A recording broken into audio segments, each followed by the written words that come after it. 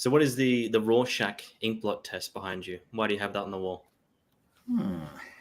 Yeah, that's actually a piece of art I bought at a charity auction, which supports young people who have mental health challenges. And it was both painted by a young person that was going through some challenges, but it was also a charity fundraiser. And it's a seminal piece in the world of psychology in terms of interpretation. What you're seeing there, like they say, a picture says 1,000 words. This was originally used to look at how people would interpret different images, inkblots, and sort of see what they came up with. And it was used quite sort of judgmentally quite a few decades ago now to sort of work out whether or not you were suffering from some form of psychopathy or something that you are sort of over-interpreting there. But these days it's a bit more benign and people are just going, yeah, I see a tree or a house or something. So that was I remember the part of first that. time I saw that. What's that? It was not. It's like a Marvel's movie or something around Rorschach, the character, and his whole face was the changing patterns. And now that I think of it, like the kind of meaning behind that is himself. He's confused who he is, and he has that imagery on his face constantly changing. I remember seeing that, and that movie was just so incredible. And it also reminds me of how, I guess, Marvel movies now are so plain and boring. There used to be so much meaning behind movies, and now it feels so placid and plastic. They do get sanitized for sale, I guess, don't they? Absolutely, for sure. And I think that, there's a whole range of reasons for that. Depends if you want to get political or not. But yeah, some of the movies out these days are very, very vanilla. And I just thought that movie straight away when you saw it in the background and wondering why you had it on your wall. So very interesting stuff. Yeah, it's been with me for quite a few years, 10 or 15 years. I've had that for, and it's good because sometimes it's a conversation starter. It sits in the back of my office. I sit with clients just here at my desk, and they're often staring up at that and sort of going, what can I see? And also, what can I see today as opposed to last time I was in Rupert's office, which might be appearing. So you have a background in psychology, and now you're doing team performance and leadership and things like that. So how did your journey all start? How did you transition from psychology to that? And I guess what was the origin story, so to speak?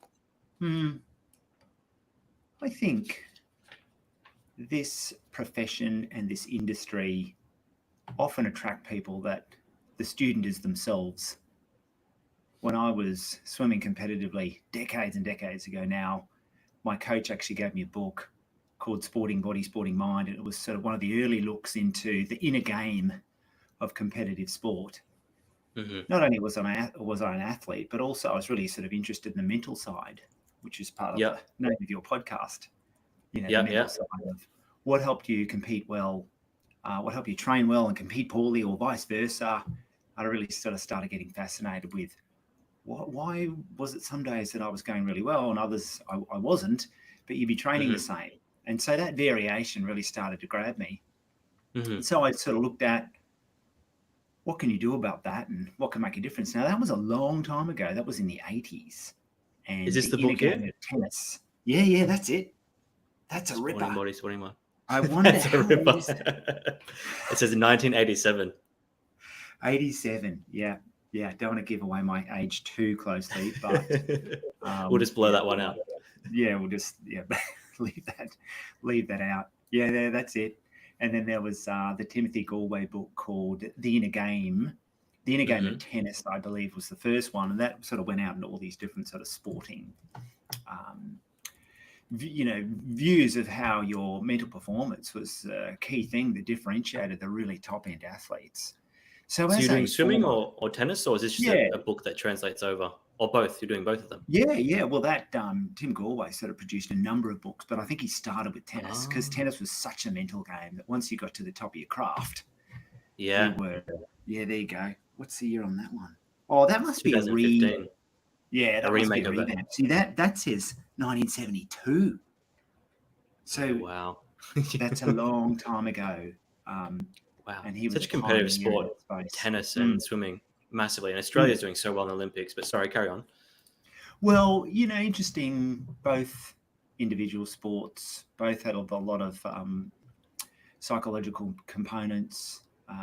Some have big variations. It's not hard to sort of see. We're currently watching the Paris Olympics at the moment, and sort of seeing large variations in performance between athletes that are considered world number one, or you think they're going to do really well and they just don't have a great day.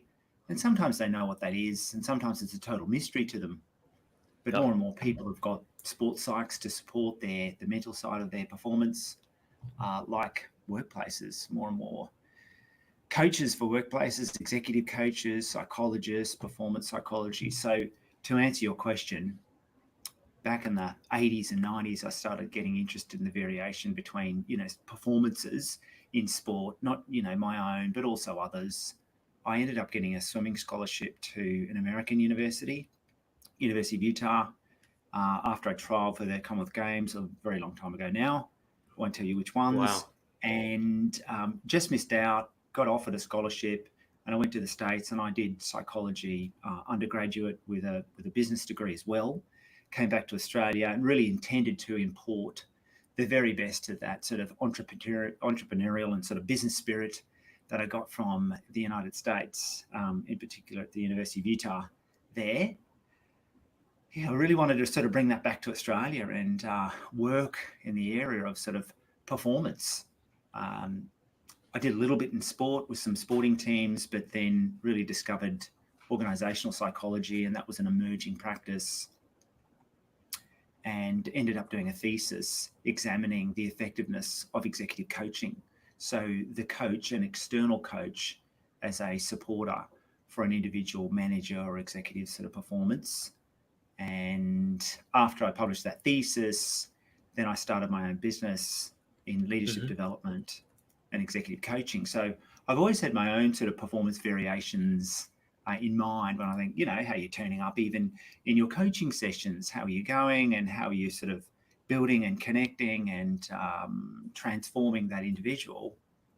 I'm really sort of interested in that from my own point of view, but, my job is in helping individuals and teams, grow and transform their performance. I know this is massively broad, but what is performance psychology? So, I just want to show a definition here that is on Google. So it says performance psychology is a subdivision of psychology that examines psychological factors influencing optimal human performance, is a practical application of psychology principles in domains such as sports, business, and creative pursuits. So I guess from an insider, what is performance psychology and what is it not? Well, when you know what those performance domains are, when you know it's really important for the outcome of your craft, you can start heading toward those in many different ways, be it the behavior, the actual outcome, the things that you're seeing, be it the inner game of your thoughts, your feelings, and they're different. We'll talk a little bit about them later on. Your emotions, they're different again. What you're perceiving and what you're actually feeling in your body has a massive impact on your performance. So, it's really about moving toward a chosen target and unlocking your potential and your capability to help you execute on that. So it's a bit different to other areas of psychology or even other areas of sort of outcome in workplaces. And how much of, for me, when it comes to the more, how would you put it, significant events in someone's life where performance is required, think of athletes, think of, a massive presentation for something that might define the rest of your career or give you that extra, 6 figures or whatever it might be. How much of, and this is just me speaking to my experience and just my own curiosity, how much of performance has to do with the acceptance that nothing will ever be perfect? You think to yourself, I need to have perfect sleep the night before to wake up refreshed. And even just on a day-to-day basis, depending on someone's level of neuroticism, how much of just letting go of perfection as far as I need to be okay with things being messy and things, not being right. And on the day I might be, 10% of what I usually am versus 100%. How much of that is to do with performance? And is that even relevant, or is it just about being 100% all the time? No, not at all. We know that for you to expend effort, you've got to recover that effort at some stage, right? There's an absolute fundamental to that, like your in-breath and your out-breath. If you don't have that movement, that polarity, that balance, some people would call it, you can't perform well. It's not all just about 100% effort. It's really one of the foundations of performance psychology, is to know when you're over-activated, over-stimulated, overdoing it in your performance, or you're not recovering well, or you're telling yourself funny stories about, I can just work harder, I can compete harder, I can train harder, I can stretch myself further. That'll get you so far. But if you don't have those balances in mind, you won't get better and better just through expending further effort. And it's the same as acceptance. If you accept, and that's a key therapy, acceptance and commitment approaches, mindfulness approaches, give us so much room to be able to move into our optimal potential and performance by understanding things aren't always going to be perfect. And if you just nudge yourself toward that goal, certainly in workplaces, it's a bit different to, single point in time performances like the Olympics. But in workplaces, we have conversation after conversation, meeting after meeting, and there are lots of opportunities for you to just keep nudging whatever it is you need to toward better and better and better. And so it sort of pulls apart the difference between performance and growth. So in workplaces, in families, in relationships, we have so many opportunities to sort of grow and continue to move toward optimal performance. And acceptance is certainly part of it. Yeah. What's that saying? It's like what you practice in private is a part of what you manifest in public. And I think what the quote I'm trying to say is basically that the more you practice in private, the small wins, even if you perform at half of that, or even 10% of that, if you've practiced so much privately and obviously resting and recovering and things like that, then it manifests as a better result. So it's like you practice that in private. So private wins equal public wins in some domain or another. Yeah. Heaps of sayings come to mind. One that just sprang to my mind as you were saying that was, how you do one thing is how you do everything. That's an even bigger version of what you're saying there, because it's like, whoa, is that right? Or do you have different domains? Do you have different, ways of looking at things? Certainly with practice, yeah. And how much of this has to do with someone's personality type? Because I feel, as an example, right? So this morning when I was I've been doing this app called Pliability, which is basically yin style stretching. So long holds of stretching, and it really puts you in this present space. And for me, I mean, I think it's the same for most people, but when you go into that state of thoughtlessness, these ideas come to your mind, right? These kind of epiphanies come along. And there's this community of breath work, right? And they often speak about, breathe in for this amount and breathe out for that much. And I've done that for a long time now, almost 10 years of consciously breathing, right? And a thought came to my mind, and I thought, rather than consciously trying to control your breath, you consciously breathe. And the difference there, distinction there for me is that when you're breathing in and out, I'm gonna breathe in for 4 and out for 6, and do coherent breathing with various things.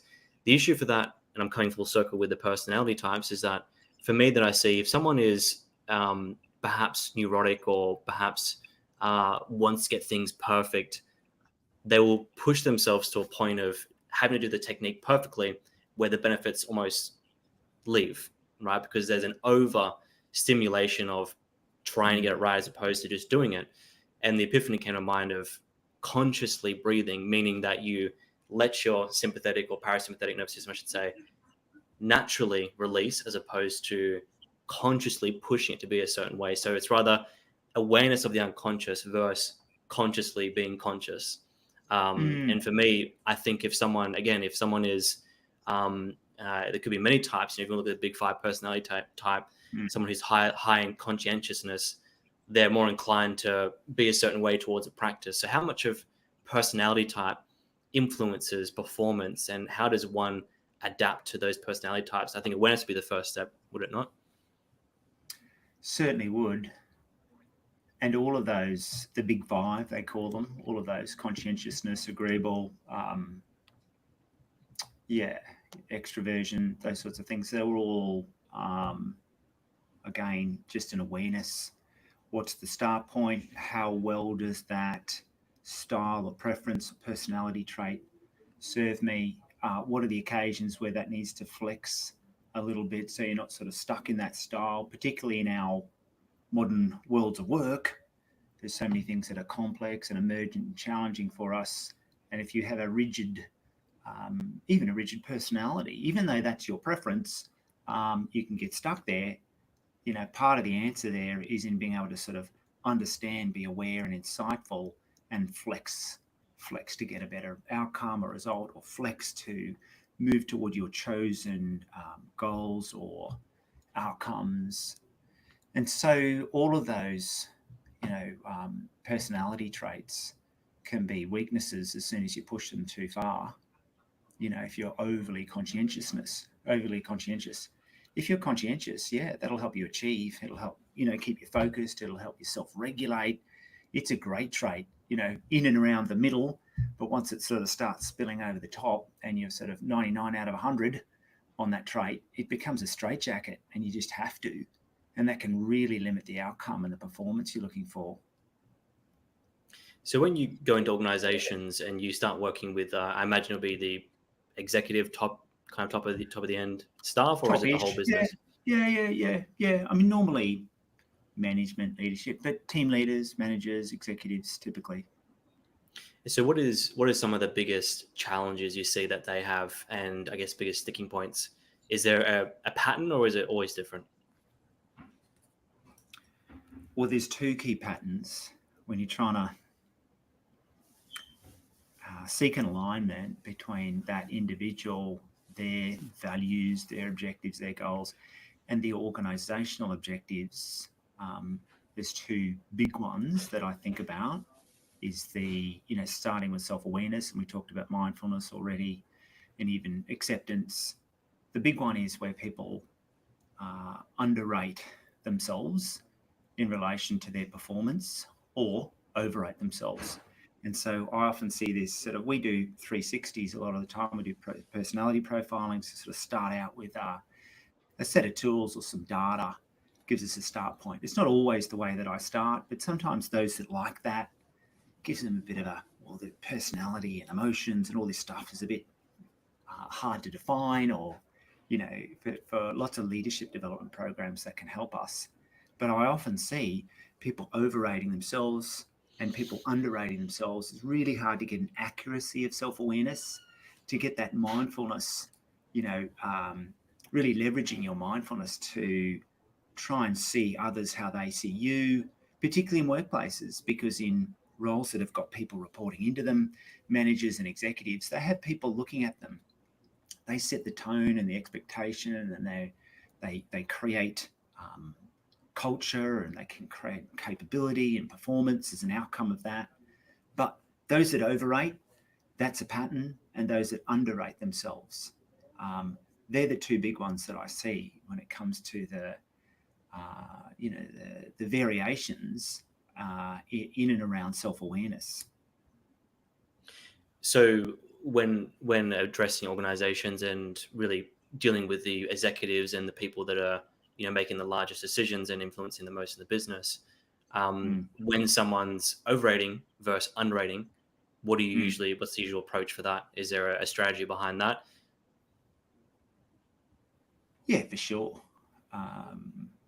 There's a slightly higher percentage of people that I see underrate themselves. It's a little bit more culturally acceptable here and with the clients that I work with to here being Australia, right? Poppy, in Australia, and in lots of cultures. Not all cultures, but that not all cultures support really backing yourself and promoting yourself. And in Australia, besides America. Yeah, besides America and Australia and, other parts of the world as well, to some degree South Africa, not just because they beat the Wallabies on the weekend, but in parts of the world, it's more culturally acceptable. And in Australia, it seems like that sort of tall poppy, stiff upper lip, which is a long-held historical sort of cultural view, prevents a lot of senior people from getting too high and mighty. And you know what? They then really underrate themselves. There's a lot of consequences for that. They end up dragging down the perceptions of others. So if the majority, not the massive majority, but if the majority of people I'm working with are pulling themselves down and sort of going, no, I'm not that good at that, I'm not ready for that, or I can't do that, or they're not sticking their hand up or having a go or attending things or speaking in public, stretching themselves and growing themselves, or even just accurately rating their performance, there's this downward pull on their peers and their colleagues and their bosses. And that can be really impactful for your career. So in working with those, there's lots of different strategies there. You know, the thing that I was thinking about was what's self-limiting there and what's sort of culturally limiting there. And it might be organizational culture, it might be, you know, country and history, big C culture. But the one that we need to work with is the individual one. So, and it's a slightly different thing with those that overrate themselves, you know, getting an accuracy of self-awareness for those that are pumping up their own stocks a little bit too much and potentially to the detriment of their colleagues and their peers and their staff. You know, they pull the ladder up behind them and, you know, wave the flag. That can be problematic as well. But I do work with people that have a bit of imposter, you know, can have elements of imposter syndrome, of self-limiting beliefs, of self-defeating behaviours, and it sort of shows up in when you're underrating yourself, or even just in the conversation. You don't have to do a 360 to benchmark that. And for those who are experiencing imposter syndrome specifically, is there anything that people can do at home, like a strategy or a technique rather? Well, that's a massive one, Luke. I've got, you know, 2.5 hours. Yeah, it's huge. It's a really big part of my practice. Where do I start with that? I'll try and summarize it. I'll just sort of compress it into some bullet points. And I'll cut into the punchline. Imposter is mostly good. It tunes you up and gets you ready, you know, but when it's sort of overworked and overactivated in your brain, it can really limit your potential. It serves a purpose. It's there to protect you. It's there to keep you safe. And that's the punchline. We've got to get into the, well, how do we sort of get to the surface of that conversation and sort of look at the behaviours and look at the thinking and then get under the surface of the water in what I call the iceberg or the underberg part of your iceberg there and look at what are the assumptions that are driving that? What are the beliefs that are driving that? What's the identity that you hold close that might be really concreted in and preventing you from getting an accuracy of self-awareness? And if it becomes self-limiting, or if it becomes, I can't do this, or I'm not good enough, or I'll never be able to do that, or who am I to be leading this team when it comes to imposter? You know, the first unpack is it serves a purpose. We've got to work out what purpose that is. If you believe, you know, as in self-limiting belief or imposter syndrome, it's a more deeply held set of thoughts, emotions, history, tapes that you're playing, internal dialogue. Sometimes it's not your dialogue, it's just a dialogue you've inherited, maybe from your parents or your family of origin.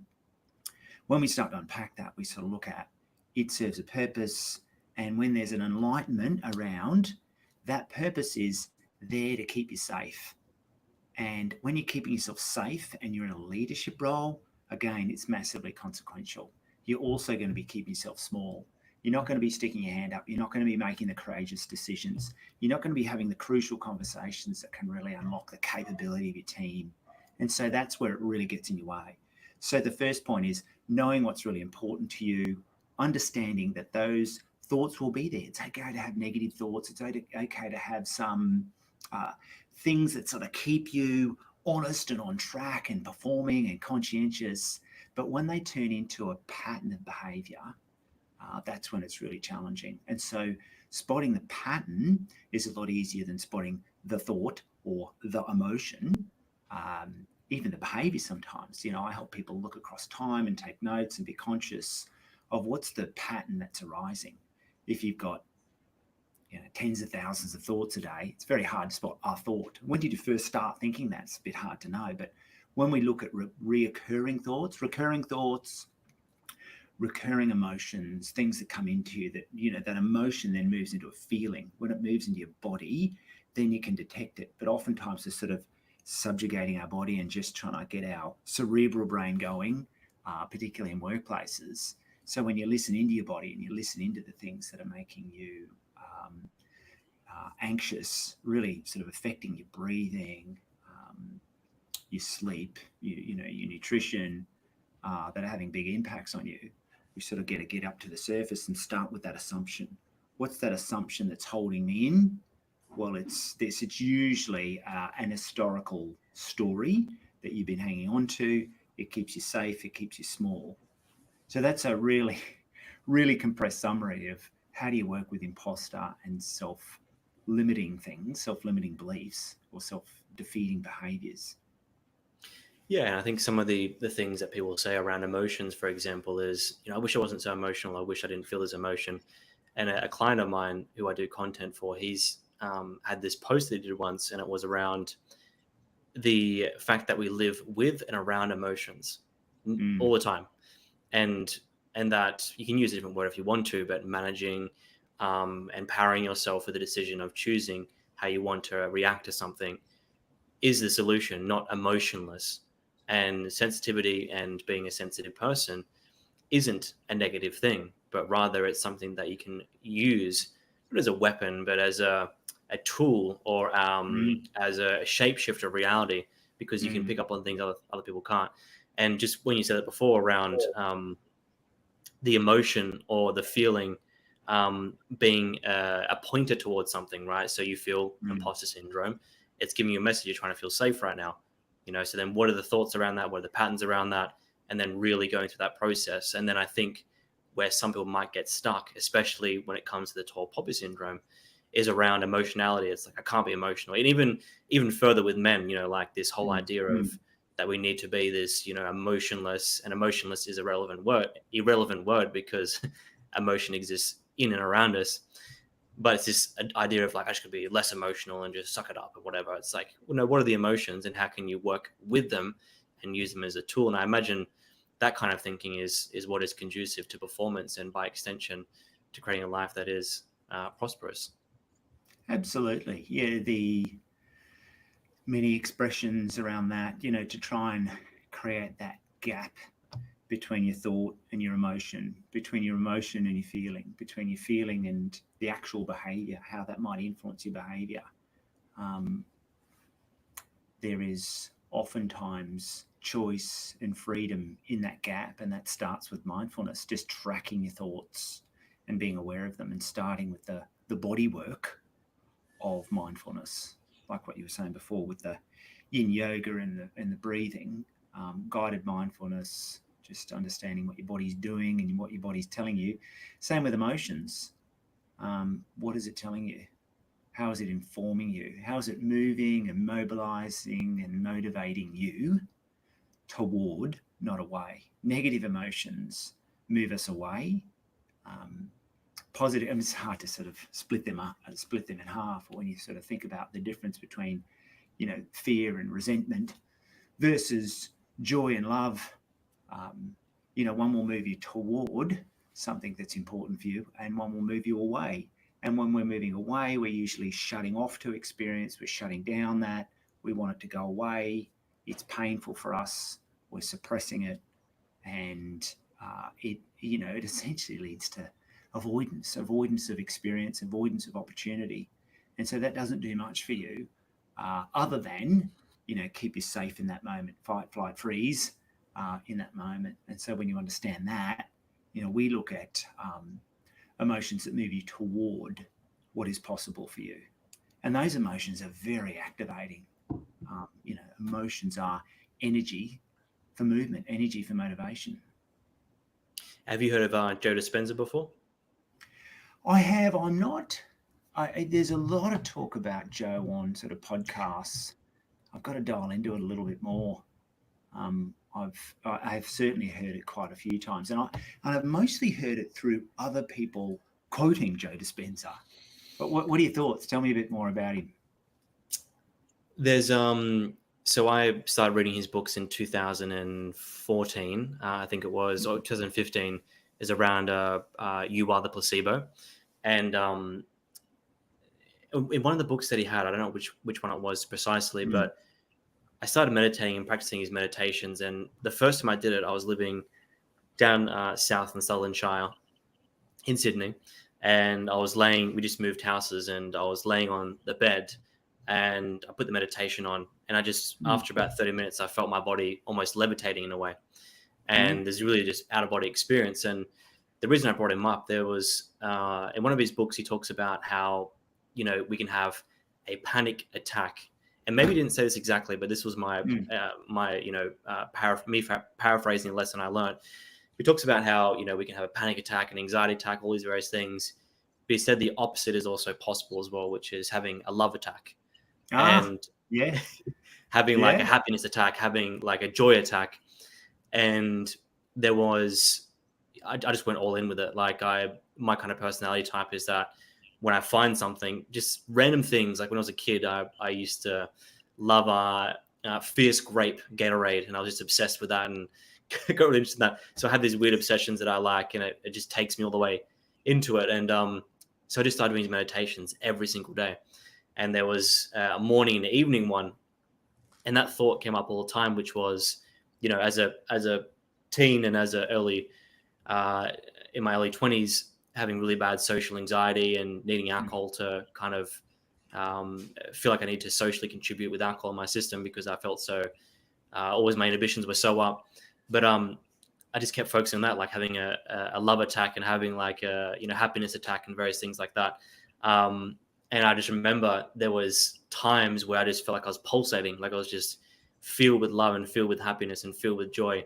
And then as reading Eckhart Tolle and various things like that, it just kept going down that path of just, I went to the Eastern philosophy route, and I just remember having all these experiences where I would have these, satori moments, as the Japanese call it, which is, that out of body experience, or that enlightenment moment rather.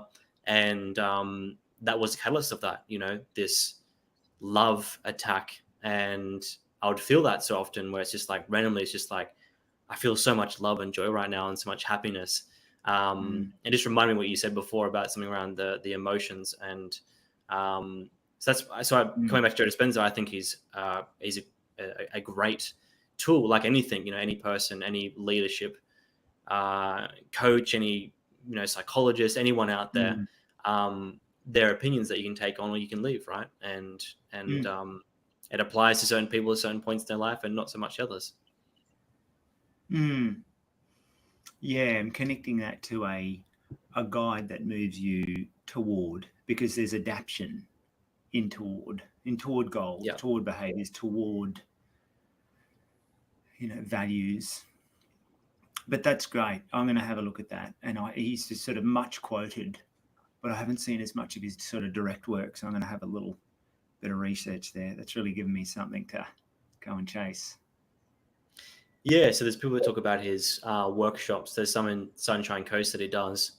They do like, and it might be super out there and esoteric for those listening, but it's like they do like a healing cage where someone is, and believe it or not, up to you, I'm just merely reporting what I've read, but people who have stage 3, stage 4 cancer, and they go to these events and they do like these healing cages. This might turn some people off, but these healing cages where someone sits around them and, basically sends them just joy and happiness and healing and all those kind of things. And they find that these people have left the event with less severe symptoms and some have been healed apparently. It reminds me of the churches and the Gospels and the, what do you call it? The you're healed now, just that kind of thing.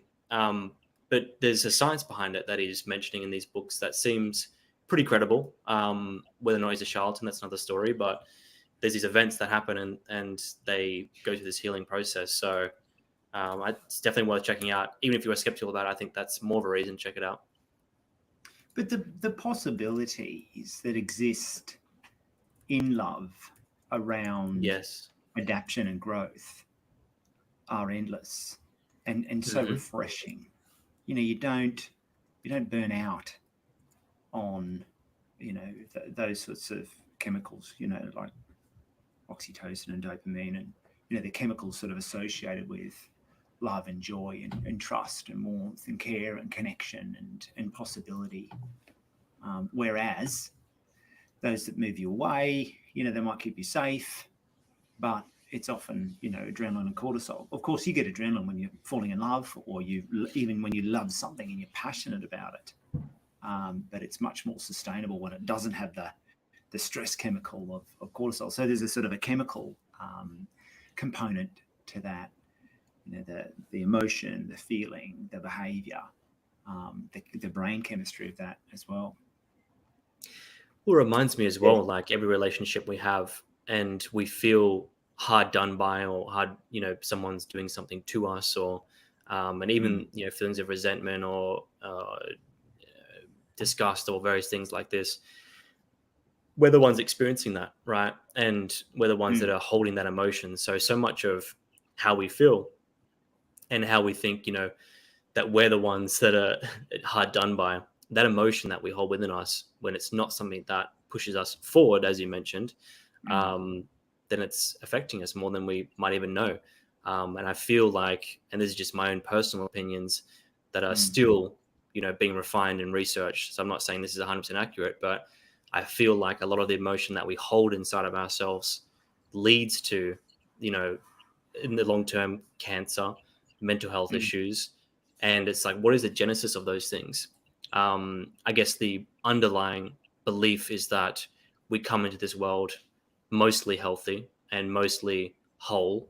Obviously, there's complications and things happen, and I understand that. But I'm saying, generally speaking, general principle. And then what steers off that path is when we come into dysbiosis, from a gut point of view, from a nervous system point of view, and all this pressure, and just when there's no natural regulators, in my point of view, like nature, like community, old friend bacteria. So, for example, the bacteria that exist inside of nature and animals, when we're not exposed to those, we live in a sterile environment, both emotionally and environmentally, then that's where disease proliferates. And they've done studies on this. There's actually a study, and it's on my YouTube as well, one of the videos I've done around old friend bacteria and what is the genesis of inflammation. And people who came from third world countries who lived in and amongst nature have far better immune systems. And the second generation of those individuals that moved to a first world country, a Western country, ended up having more immune issues when they were exposed to the diet, so the highly processed foods, and the environment, meaning concrete and lack of nature. There were more diseases, more occurrences of depression and various things like that. So there's so much to it. And this comes back to performance, I think, and your area of expertise around, what is the baseline contributors to one's performance. And I think that is A, nervous system health, B, spirituality, and various things like that. Connectedness. Yeah. Absolutely. Yeah, for sure.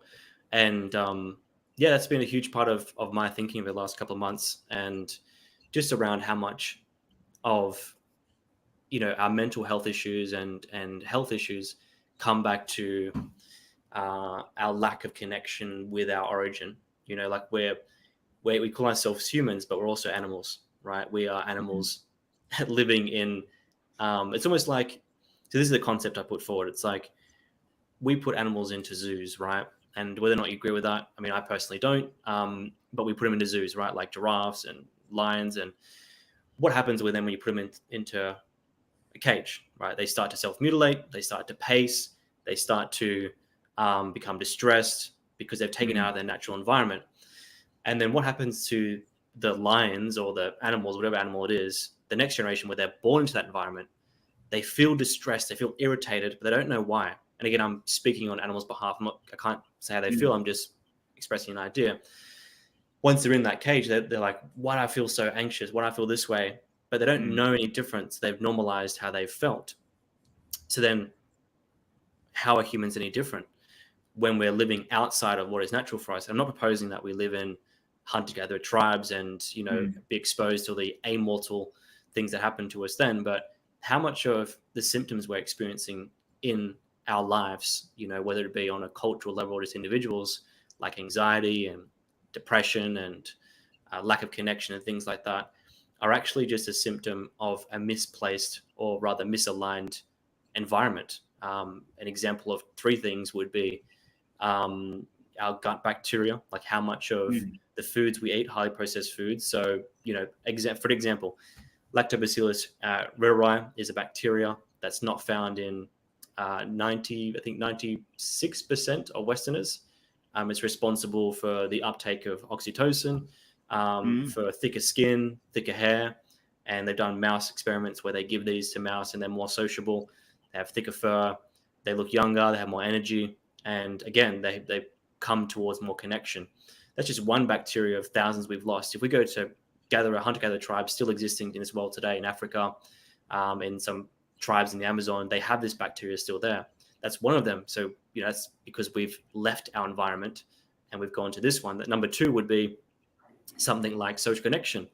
We used to live in tribes of anywhere from 5 to 100 individuals and always being around people. People are natural. We outsource our saying to other people, I believe.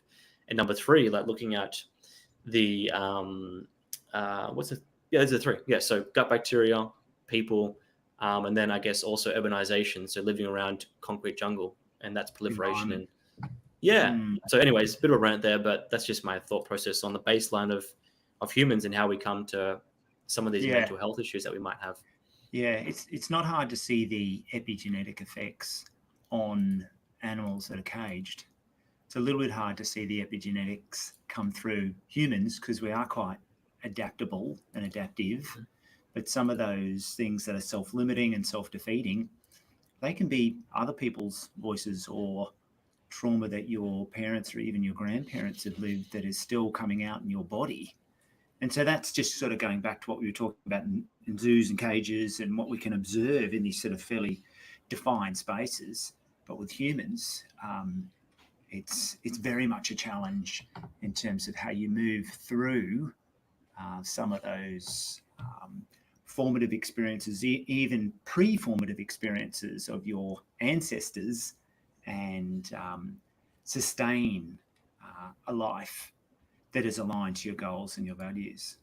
Yeah, there's so much to talk about there, and all those different sort of brains, the gut brain and the heart brain and the brain. Lots to talk about there in terms of, again, living in alignment with nature, understanding our environment, understanding our own internal health, and our connectedness. Yeah, there's some great messages in there and some good things to sort of keep our eye on.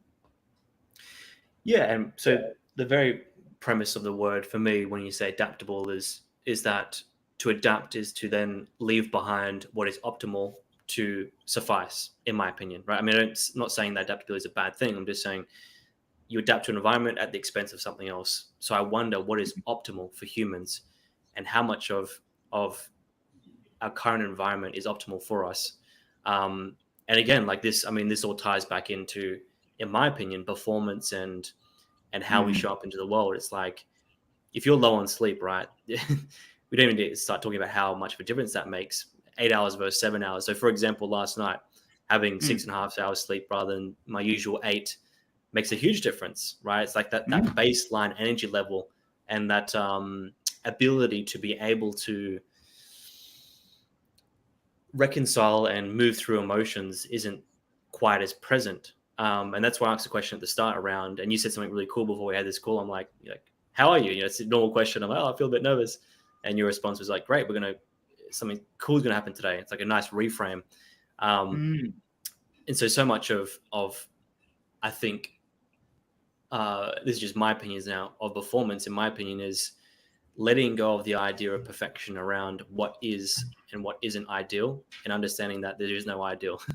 And no matter how you feel or what's going on, there's things you can do around that, but there has to be a level of acceptance and letting go of what's ideal. Yeah, absolutely. And if you just look at the things, well, you're talking about environment. I mostly are in work environments, sort of not so much life environments, but when you look at the work cultures, work environments, we are operating in and around systems that were invented, the better part of a century ago, as you know, in the 1920s style, command and control, patriarchy, top-down, control, predict, plan, do stuff these ways. Those environments, in terms of the modern requirements for the output of organisations, are massively mismatched. But you go back to that environment and how we like to organise ourselves in workplaces. Workplace cultures don't really support flourishing or thriving or creativity or innovation that's required to keep up with the complexity that organisations are trying to address and solve for with their customers and their stakeholders. So there's a heap there, Luke, that I'm thinking about as you're saying that. There's so much there, but if we bring it back to some of the points that we're talking about in terms of where are you limiting yourself? What do you need to know about yourself? How do you get inside, dive down into that, some of those things that are less visible for you to examine? Just the assumption, what's that pattern? What do I keep telling myself? There are so many things you can do there that help you work through and navigate in challenging environments and cultures in workplaces. And so that you're not the one stepping on your own toes, you're the one that's optimizing for an environment that might be suboptimal, be it your physical environment in terms of the concrete jungle, or be it your work environment in terms of how people are treating you, or what the values of that organization are, or the behaviors of that leader that you're working for are. If you get the best out of yourself, there's many ways to access that in terms of performance, in terms of outcome, in terms of goals, in terms of values, and the moving toward idea of positive emotions that compel, that attract, that mobilize and motivate you. It's sort of what I was thinking as you were talking about that, and sort of thinking, well, what are we doing in workplaces that are making this hard for people? Well, lots, but let's focus on the things that we can do something about. Acceptance, mindfulness, understand that the thoughts, the emotions, negative emotions are okay, as long as they are used to inform you, and they don't turn into a belief. You don't concrete them in and take them as fate. They're not fate. They're just negative emotions. And it comes back to response ability, your ability to respond. Yeah. I love it. That's a whole take. It's a little bit like emotions are emotion, energy for motivation, or energy for movement. Response and responsibility. It starts with response. I mean, are you even, conscious that there is a choice, that you can respond, and you can move that respond into responsiveness and responsibility, just to really overplay that word a bit, but I like where you're going. Absolutely.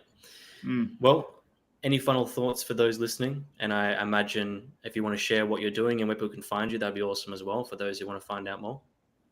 Yeah, well, thanks for having me on, and thanks for the chat. And I love the conversation and where it's gone, and some of your knowledge and some of your sharing around, physical health and well-being. It's been really enlightening. So I do, as we were saying at the start, leadership development and executive coaching. Run a business called Performance Strategies, perform.com.au. Not too hard to find, not too many Rupert Bryces around the place. So you can always sort of track me down and talk more about what's really going to help your workplace performance and your career satisfaction. That's sort of the predominant work that I do. Awesome. Thank you so much. Pleasure. Good to talk.